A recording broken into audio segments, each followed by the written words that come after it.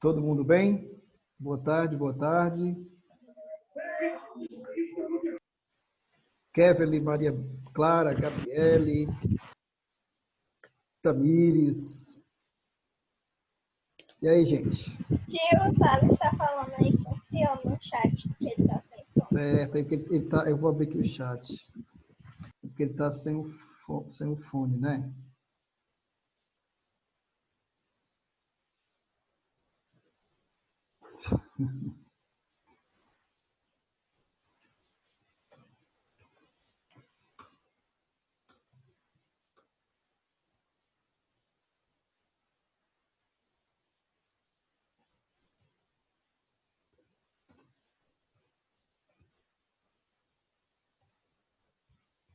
Bom, pessoal, vamos retomar nossos conteúdos, né?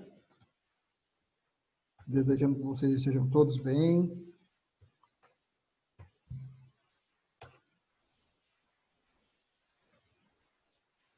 Olha só, teve alguém que me perguntou se era possível a gente fazer algum comentário da prova. Perfeitamente possível. Alguém aí gostaria que eu comentasse alguma questão da prova? Pode falar aqui.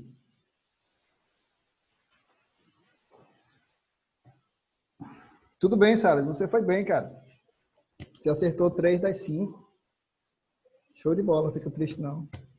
A tendência é melhorar. E olha, eu vou falar uma coisa para vocês. Esse conteúdo, ele é difícil, viu? Ele tá entre os conteúdos talvez mais complicados da química.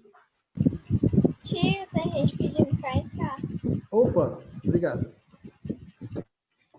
Obrigado, viu? Então, a gente costuma ter umas notas ruins nas primeiras provas. Fiquem tranquilos, tá? E assim, gente, olha, eu sou um professor muito tranquilo quanto a isso. Eu não fico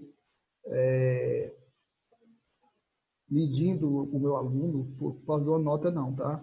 Eu tenho excelentes alunos que nem sempre conseguem uma nota máxima. Tem muitos fatores. Você, às vezes, sabe do conteúdo, mas na hora da prova não rola. O dia não está legal, a tua cabeça não está legal. Então, isso é perfeitamente compreensível. Se tem uma coisa que vocês não devem ficar bolados, tirei uma nota menor do que a que eu achava que merecia. Isso aí é uma questão de tempo. Você vai fazer milhões de provas na vida, nem sempre você vai ser avaliado de acordo com o critério justo. Eu, particularmente, não gosto muito de relacionar qualidade de aprendizagem com nota, não. Eu acho que isso é muito relativo. Muito bem, gente. Então, dito isso, Tio, fala, Gabriele. por favor, faça menos trabalho para ganhar pelo menos mais um ponto. Com certeza, Gabriele. Eu vou preparar no formulário Google, tá certo? Mesmo formulário. E aí eu mando oportunamente para vocês. Pode ficar tranquilo com relação a isso, tá bom? Durante essa segunda etapa, tranquilo. Durante a segunda etapa, nós vamos fazer isso. Eu vou preparar atividades extras pelo formulário, porque eu vi que vocês gostaram daquele modelo, né? De responder e já saber o resultado. E, assim, facilita para a gente também. Então, eu vou preparar e aí na aula eu aviso para vocês o período que vocês vão poder responder, quando é que vai estar disponível, tudo isso, certo? Deixa eu só alinhar com a coordenação. O tio vai corrigir a prova? Você quer que eu corrija todas as questões, uma questão? É porque eu queria a 4, que eu errei. Pronto. Então, vamos lá. Eu vou corrigir sim.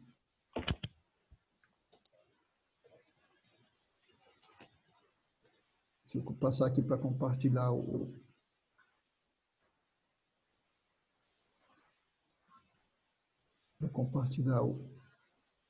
formulário com vocês. Prontinho.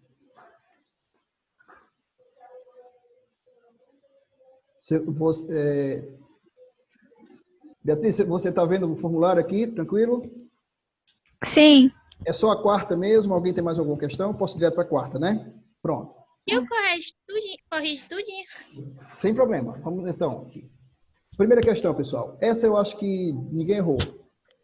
Veja bem, a primeira questão era só para que você me dissesse se você tinha entendido a diferença entre soluções, coloides e suspensões. Isso, porque as três formas de dispersões. Dispersões é gênero, né? As dispersões podem ser do tipo soluções, do tipo coloides ou do tipo suspensões. E aí, o destaque aqui é o seguinte. É impossível que eu consiga enxergar as partículas de uma solução, ainda que eu tenha um microscópio, tá, gente? Ainda que esse microscópio seja extremamente potente, tá certo? Então, era essa aqui a opção, ó. Era essa aqui, ó. Tá vendo?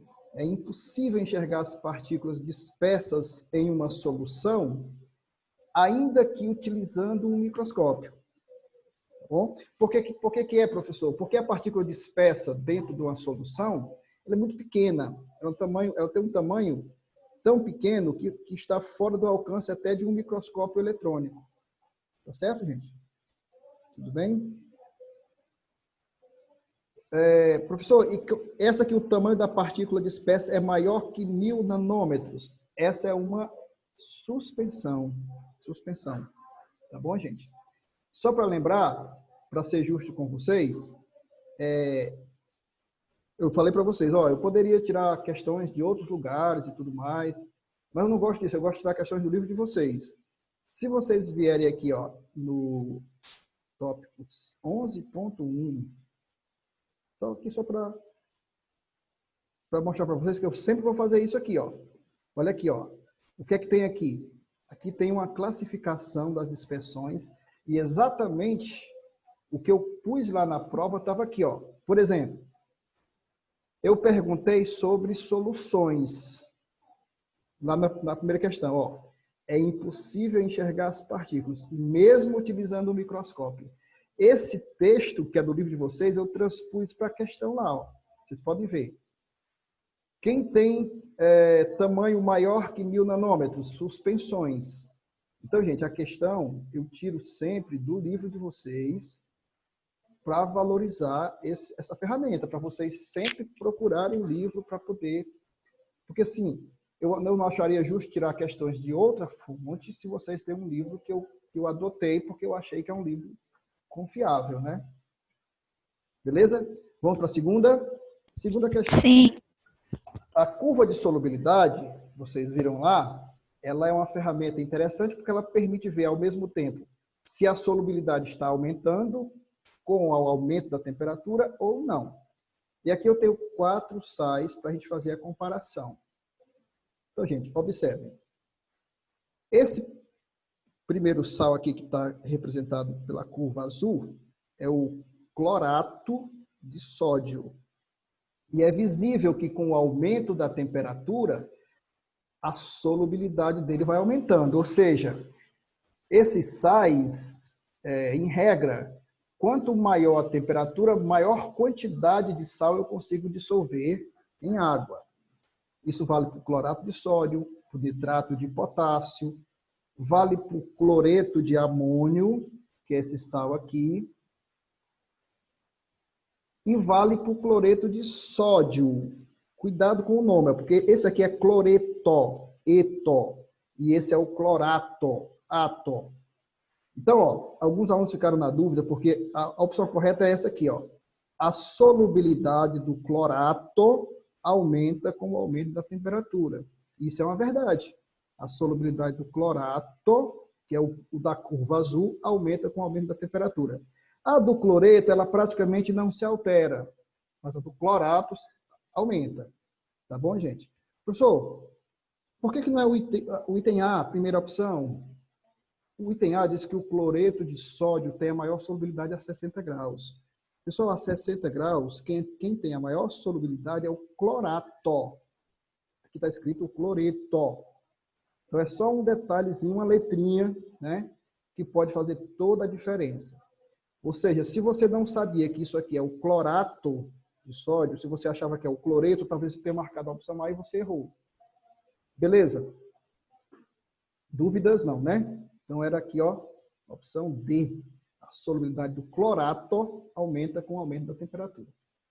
A terceira questão, eu acho que também não teve muitos erros, porque ela é bem simples. Ó, ela está escrita, inclusive, com números inteiros, para que vocês não tivessem muita dificuldade.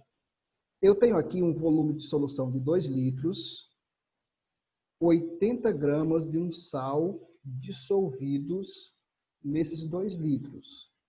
Pessoal, esse sal ele tem 160 gramas por mol. Ou seja, para a gente não ter que ficar fazendo conta, tá? Se um mol desse sal equivale a 160 gramas e eu só tenho 80, então eu só tenho meio mol. Não é verdade, ó? Não é verdade? Então, essa informação, você faz esse cálculo, você pode fazer, se quiser escrever, você pode escrever, é claro. Mas você pode fazer isso até sem precisar registrar o cálculo. Porque se aqui está dizendo que o sal tem 160 gramas por mol e você dispõe apenas de 80 gramas, então você só tem meio mol. E meio mol dissolvido em 2 litros representa 0,25 mol por litro. Então é uma questão que eu preparei para você bonitinha, para que você não precisasse fazer conta. Mas digamos que você quisesse fazer conta. Vamos supor que você... Não, eu estou a fim de fazer conta, eu gosto de fazer conta, eu gosto de sofrer. Então você vai fazer assim, ó. Você vai fazer assim, ó. Qual é a quantidade de matéria daquela moça? N minúsculo, tá? Vou fazer aqui para vocês. Porque às vezes o aluno diz, não, professor, mas eu sei que o senhor faz porque o senhor está acostumado a fazer, mas eu queria fazer a conta mesmo. Eu queria saber como é que eu escrevo isso e tudo mais. Então, eu vou fazer aqui para você, tá?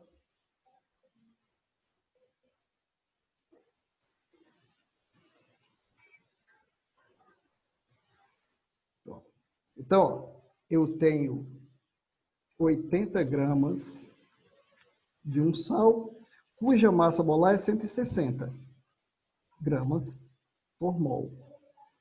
Isso quer dizer que eu só tenho meio mol. Pessoal, se alguém quiser perguntar, pode desmontar o microfone e perguntar. Então, eu só tenho meio mol, tá? Eu só tenho 80 gramas.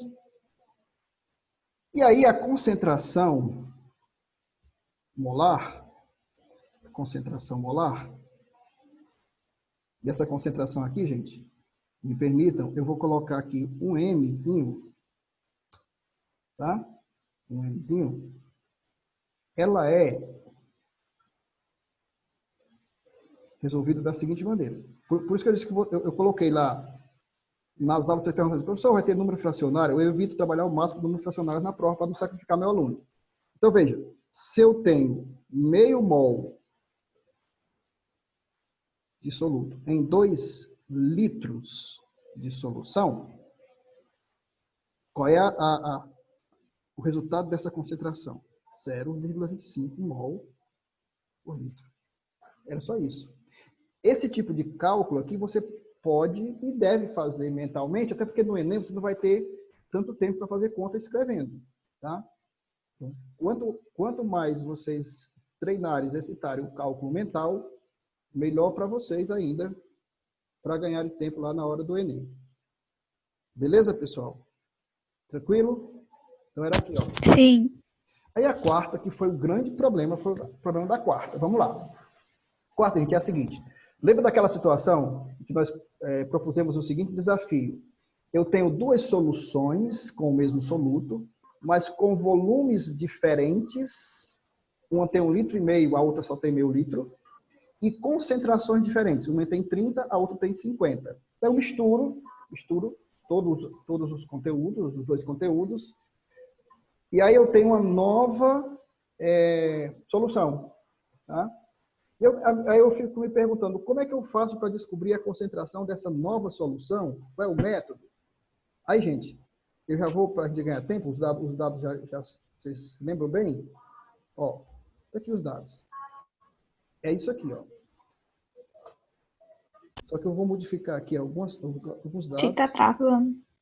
Tá travando, tá, gente? Acredito não. Não é possível. Só Aqui na não aula. tá, não. Tomara que não seja, porque aí é brincadeira, né? Então, a solução A, vamos aqui recuperar aqueles dados, né? Ó, a solução A, solução 1, como queira, tem 1,5 litro, tem 1,5 litro.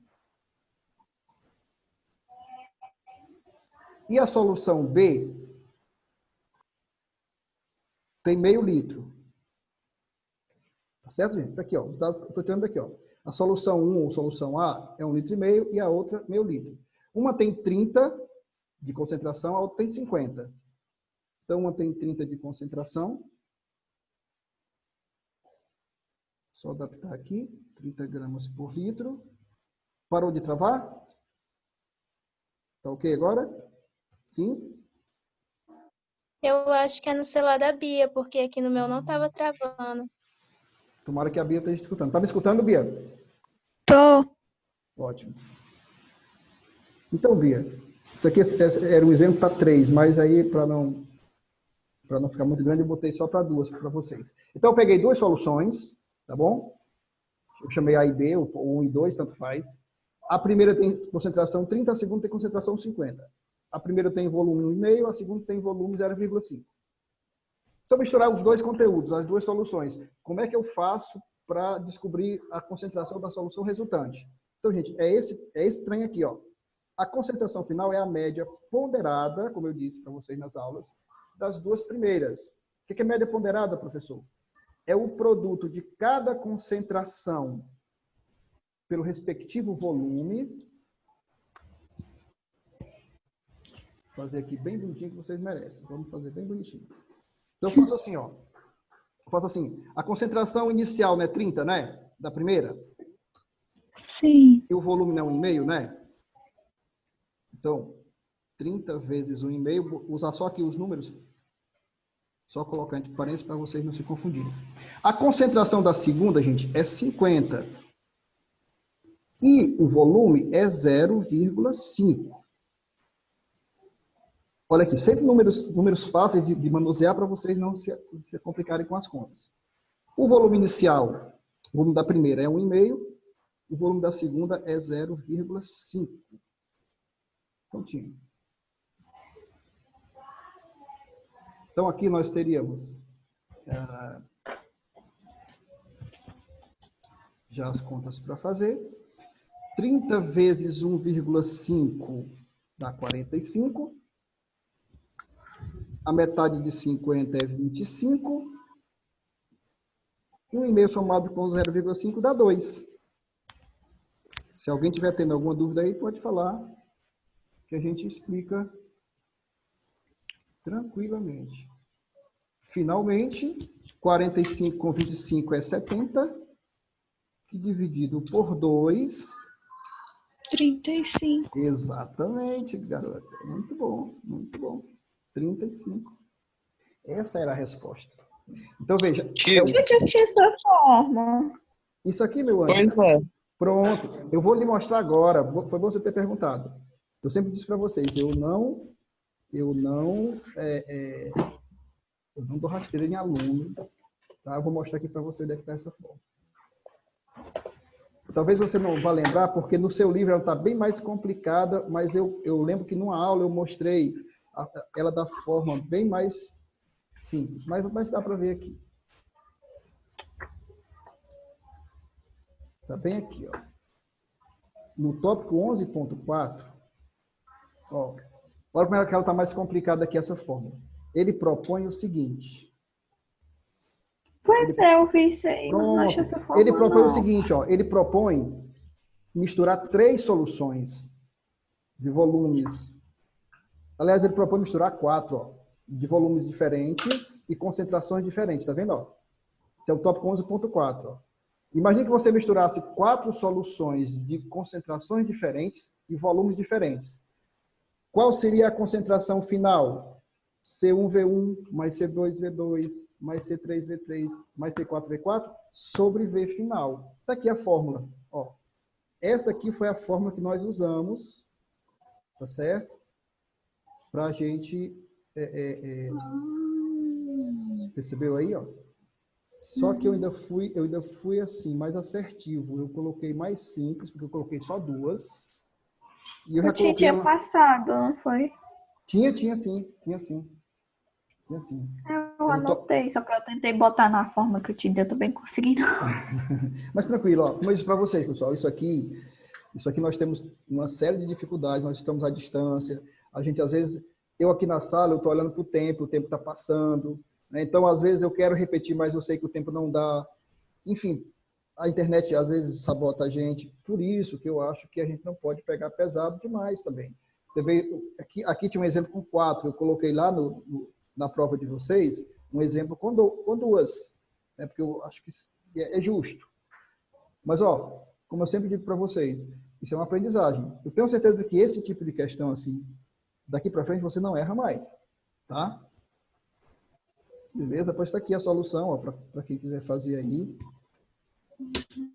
Você viu que não tem dificuldade. Pode aparecer alguma dificuldade se esses números forem ruins de operar, mas eu sempre coloco, e sempre vou colocar nas provas de vocês, nas avaliações, números relativamente fáceis de operar matematicamente. E aí, pessoal, para a gente terminar e irmos para o assunto direto da aula de hoje... Ô, tio. Pois não? Tio, deixa lá, por favor, tô copiando. Opa, desculpa. Pode copiar. Tio. Fala. Eu vi uma fórmula, né, dizendo que a concentração final era a concentração 1 mais a concentração 2 e o volume final era o volume 1 mais o volume 2. Em algum momento você usa essa fórmula, não tem nada a ver? Não. Ela está incompleta, essa informação. Porque quando você mistura, a concentração final não é simplesmente a soma das concentrações. A concentração final é sempre o produto de cada concentração pelo respectivo volume. O volume final está certo. O volume final é a soma dos volumes iniciais. Mas a concentração final, tá?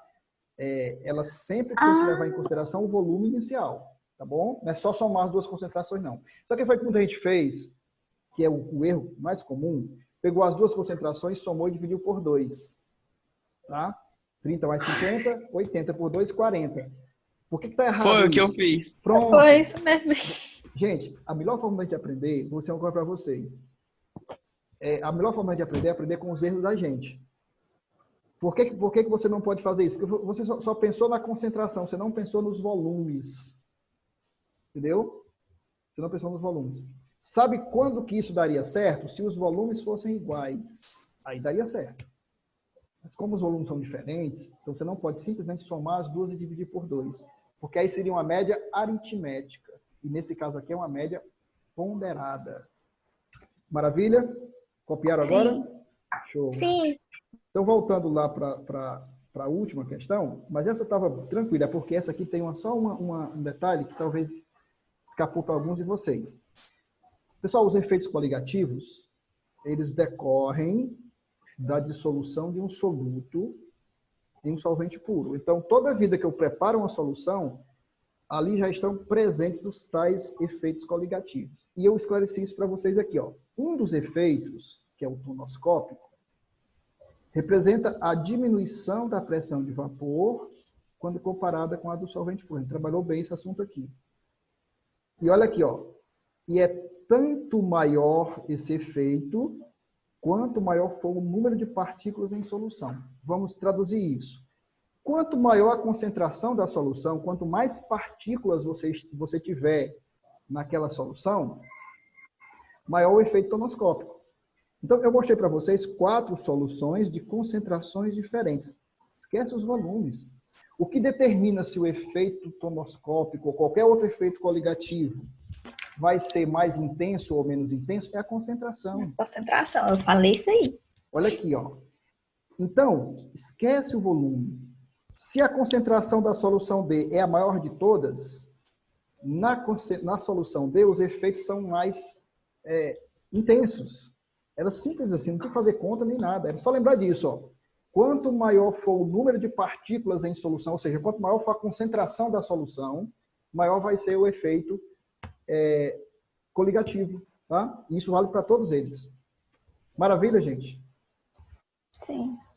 Pronto, era isso. Foi uma prova fácil demais, professor? Não. Tá? Não foi uma prova fácil demais, eu reconheço. mas também não foi uma prova feita para derrubar ninguém, nem foi uma prova, digamos assim, de nível insuportável. Foi uma prova mediana de acordo com... Eu quis colocar aí uma proporcionalidade entre as aulas, entre o que vocês estão acompanhando e o que a gente pode cobrar, nem mais nem menos, tá? E aí, o pessoal que está participando das aulas, mesmo que não tenha gabaritado, mas eu senti firmeza, eu senti que ele respondeu baseado no que está aprendendo. Isso que é importante, tá, gente? É muito melhor você que está participando da aula, ainda que você tenha errado, mas que você tenha feito consciente do que alguém que eventualmente, sei lá, conseguiu até uma nota melhor que você, mas sabe-se lá como, né? Que aí Ei, tio, foi eu que vou julgar. Fala. o Salles está pedindo aqui no chat para explicar a última questão de novo. Tá bom, já estou vendo aqui, Salles. Eu vou explicar assim, Salles. Vou voltar aqui para ela. Salles, acontece aqui o seguinte, ó. Todos os efeitos coligativos, eles são provocados pelo soluto. Eu tenho um líquido e dissolvo qualquer coisa nesse líquido. E aí o efeito coligativo decorre da concentração dessa solução que eu estou produzindo. Quanto maior for essa concentração, maior o efeito coligativo. Como assim, professor? Por exemplo, água pura ferve a 100 graus ao nível do mar. Mas água salgada sofre o efeito coligativo chamado efeito ebulioscópico. A água salgada ferve a uma temperatura acima de 100 graus. E aí, Salles, quanto mais sal eu dissolver nessa água, maior o efeito ebulioscópico, mais alta a temperatura de ebulição. Então, a gente diz, para resumir, que o efeito ebulioscópico, assim como qualquer outro efeito coligativo, ele é maior à medida que a concentração também for maior. Tá certo? Então, se eu quiser que essa água ferva a uma temperatura ainda maior, eu vou aumentando até onde eu puder a concentração dessa solução.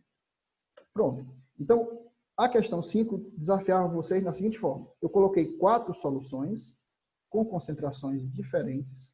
Daí eu perguntei, em qual delas ocorre o maior efeito tonoscópico? O efeito tonoscópico aqui era um exemplo, porque eu poderia perguntar qualquer efeito coligativo. Então, quanto maior for a concentração, Salles, quanto maior for a concentração, maior será o efeito tonoscópico, independente do volume, tá certo? Independente do volume. Só a concentração importa. Tira para estar aparecendo alguma coisa pra gente. Eu acho que... não, aqui foi falha do apresentador. É porque eu não estava... Falha do apresentador. Pode colocar na conta do apresentador. Deixa eu ver se agora tá. Agora Tá aparecendo agora? sim. Ah, não, aqui foi falha técnica, falha humana, na verdade. Foi falha humana. Então, veja, Salles, eu apresentei a vocês 4 soluções de concentrações diferentes e a ideia é, quanto maior for a concentração, maiores serão os efeitos coligativos. Isso independente do volume. Beleza? Por isso que a resposta era a letra D. Agora sim. Ok, Salles? Beleza. Então, falou efeito coligativo, seja qual for, você só vai se preocupar com a concentração, tá? Concentração elevada, efeito coligativo proporcionalmente elevado. Quanto maior for a concentração, maior o efeito coligativo. Professor, qualquer efeito, qualquer efeito. Ok, gente? Maravilha? Olha aí como o tempo passa rápido, né? Sim. Nós já temos aqui apenas, vamos ver, 9 minutos restantes. Olha só. Mas tudo bem, essa aula era também para a gente revisar isso. E aí falar uma coisa para vocês. Naquele dia, no final da aula, para nossa infelicidade, o meu som começou a me sabotar. Então, eu queria lembrar para vocês, nós falamos de efeito coligativo tonoscópico, ebulioscópico e crioscópico bastante. E aí ficou um efeito coligativo mal desenvolvido por causa desse problema técnico. Mas eu quero só recuperar aqui para vocês, que ele é importante, para que eu possa passar adiante. Tá bom? Então me permitam, só um instantinho aqui, mostrar para vocês o efeito coligativo, quarto, né? Que nós chamamos de efeito osmótico.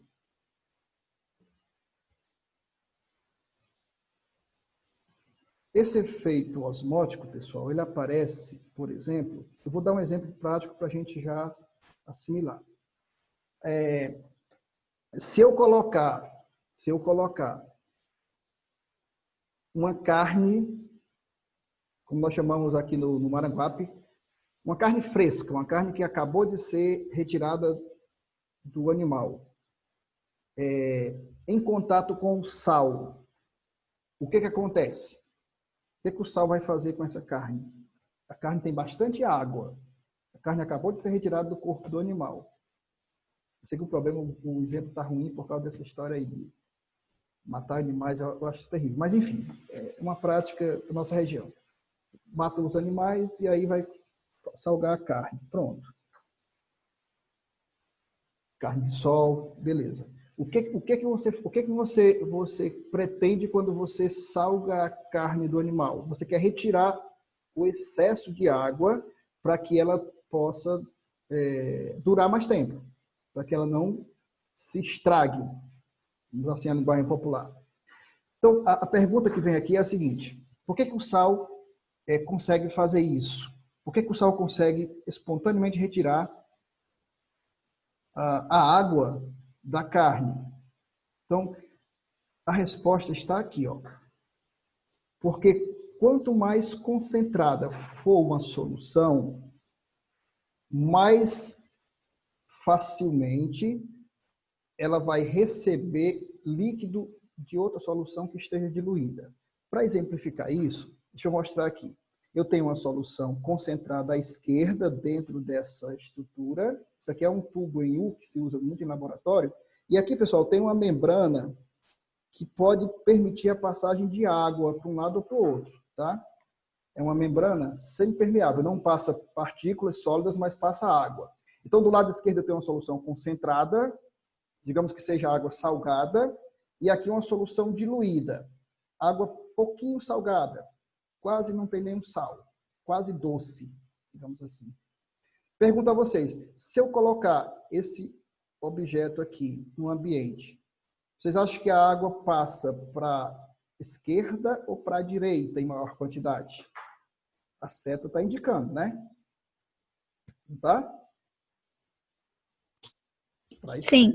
Para a esquerda. Então, a água espontaneamente vai passar do lado direito, onde está a solução diluída, para o lado esquerdo, onde está a solução concentrada. Na próxima imagem, você já percebeu que isso aconteceu. Ó. Passou bastante água para o lado esquerdo da imagem aqui, do objeto. Tanto que o nível aqui subiu, né? O nível subiu. Então, pronto. A pergunta que você vai encontrar sempre é a seguinte: o que foi que fez a água passar espontaneamente da solução diluída para a solução concentrada? Vai responder: a pressão osmótica. Professor, então a tal da osmose é a propriedade que permite que isso aconteça, exatamente, que permite que o líquido flua, passe da solução diluída para a solução concentrada por conta da diferença de pressão osmótica. E essa pressão osmótica nada mais é do que uma daquelas propriedades coligativas, que é tanto maior quanto maior for a concentração.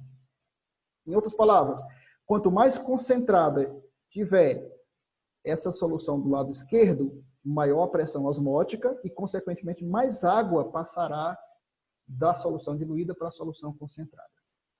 Era basicamente isso que eu queria dizer para vocês na aula passada e não deu tempo. Por isso que eu não perguntei nada de pressão osmótica na prova, para não ser injusto com vocês.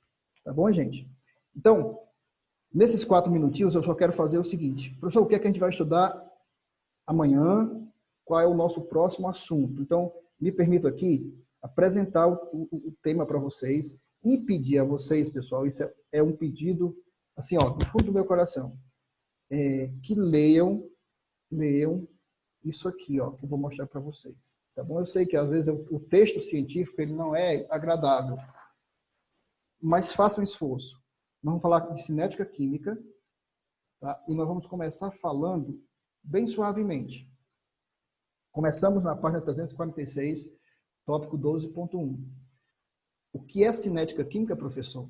A cinética química é o estudo da rapidez das transformações químicas. Por que isso é importante? A gente vai desenvolver. Mas deixa eu apresentar para vocês 3 situações para que vocês possam julgar comigo se isso é ou não importante. Isso aqui, pessoal, foi uma implosão programada de um estádio de futebol que tinha lá em Brasília antes da Copa do Mundo de 2014. E essa implosão foi necessária para que se construísse um outro estádio mais moderno, nos padrões da FIFA. Mas o que isso tem a ver com a gente? É uma série de reações químicas que acontecem muito rapidamente. Se vocês já assistiram a alguma implosão, vocês sabem do que eu estou falando. Se vocês já viram pelo menos imagem em televisão, vocês sabem que isso aqui acontece muito rapidamente. São reações químicas que são rápidas demais. A seguir, eu tenho outras reações químicas, como, por exemplo, o enferrujamento de uma peça metálica, que é muito mais lenta, demora muito para acontecer. E um outro exemplo, um terceiro exemplo, que demora mais ainda. Isso aqui é um diamante bruto, ele não foi lapidado. É a forma como ele é encontrado na natureza. Esse leva milhões de anos para acontecer. Então, o que é que nós vamos estudar nesse capítulo 12? Técnicas de cálculo da rapidez de uma reação. Afinal de contas, por que algumas reações acontecem de forma tão rápida como a explosão, por exemplo, da dinamite, que é quase instantânea, e por que algumas outras reações levam milhões de anos para acontecer, como é o caso, por exemplo, ali que nós vimos, da formação de um diamante, né?